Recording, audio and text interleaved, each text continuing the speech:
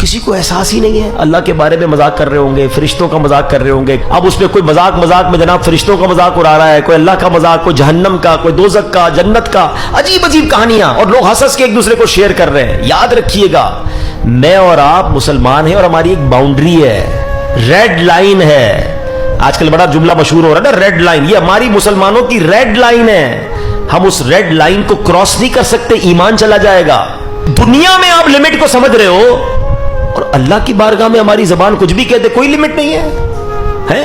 اچھا, اب شیطان ہے نا, کسی کے دماغ میں ڈالے گا, یار یہ کیا بات کی, ساری زندگی مسلمان رہا, کلمہ پڑھتا رہا, کیا ایک جملے سے بندہ اسلام سے خارج ہو جائے گا؟ جملے کی اہمیت سمجھو. میں آپ سے پوچھتا ہوں, 70 سال تک کوئی غیر مسلم رہے, دل کی گہرائیوں سے تصدیق کے ساتھ ایک بار کلمہ پڑھ کر مسلمان نہیں ہو جائے گا؟ ایک جملے سے ہی تو مسلمان ہو گیا نا, ایمان میں آ گیا نا.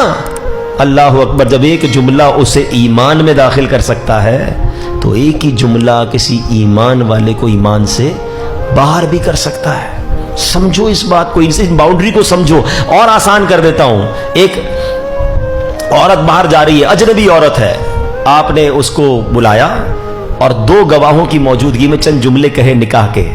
کیا ہوا, وہ عورت کیا بن گئی؟ بندے کی بیوی بن گئی نا, چند جملوں سے. تھوڑی دیر پہلے اجنبی تھی. اچھا, یہی عورت 50 سال ساتھ رہی, کئی بچوں کی ماں بن گئی, اور 3 جملے کہہ دیے. یہ عورت پھر کیا بن گئی؟